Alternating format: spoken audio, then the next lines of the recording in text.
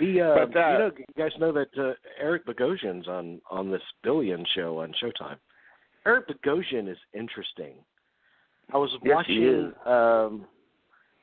because my first consciousness of him was as a playwright in theater in high school, and then he stars in Oliver Stone does his talk radio adaptation, and smartly keeps him as the lead actor.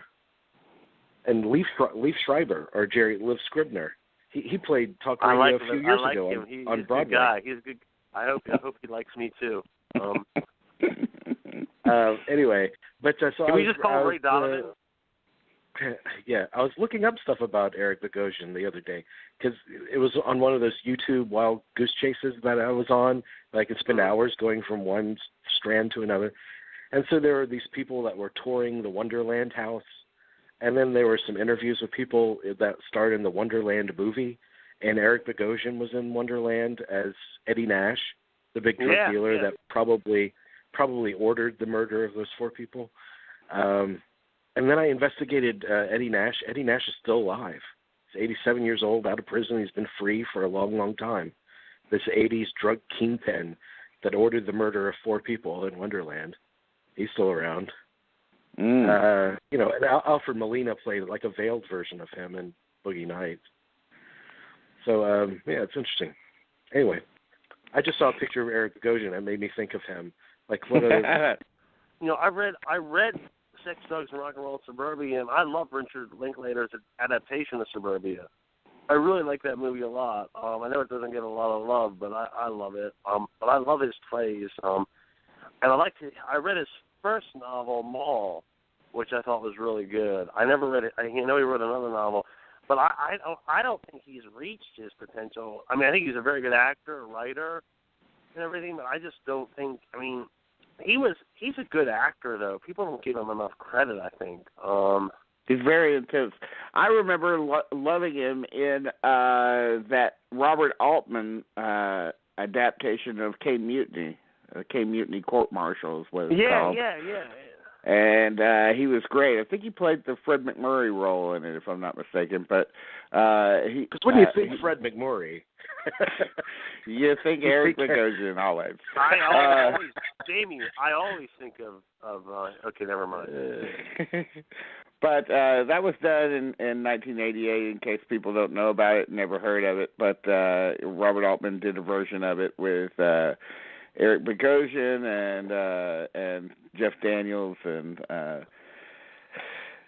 the late Brad Davis, the lead in Midnight Express, Peter Gallagher, Michael Murphy. So it's very good if you've never seen it. And it's probably, I wonder if that's even available for people to see.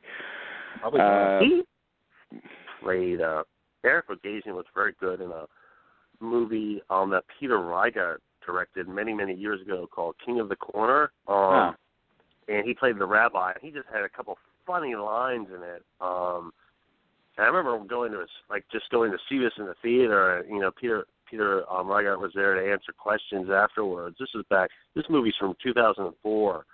But it is a funny movie. But he doesn't get. I don't think he gets a lot of credit. I mean, we're talking about him, which is a good thing.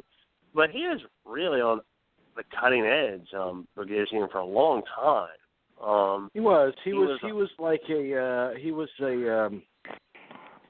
imagine a rageful Woody Allen. Yes. Because exactly. I mean, they're both like quintessential agitated New Yorkers. Kind of, that's their persona. But he's the rageful end of that spectrum, and then Woody Allen's on the very opposite end of that agitated New Yorker spectrum. So he's in Billions, but he's also on that the Netflix show, The Get Down. He's on that too. It looks like just looking up, which I still need to watch. I met him a long time ago. I interviewed him, and I'm ashamed to say that it's an interview that I never wrote up, which was pretty rare for me. But I think '88, I was kind of burnt out, and I was getting ready to move to New York, so I just didn't have the time to do it. But I interviewed him in connection with talk radio. He was very nice to me, very kind. He signed my talk radio poster with the phrase, "When in doubt, knock 'em out." So, but he was very kind. He was not rageful, although he'd be rageful to learn, but I didn't really. I'm talking about a persona.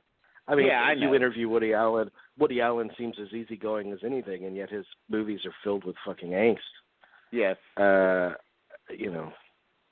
You interview him in person, he's like, "What are you gonna do? It's it's how it goes. It's perfectly fine."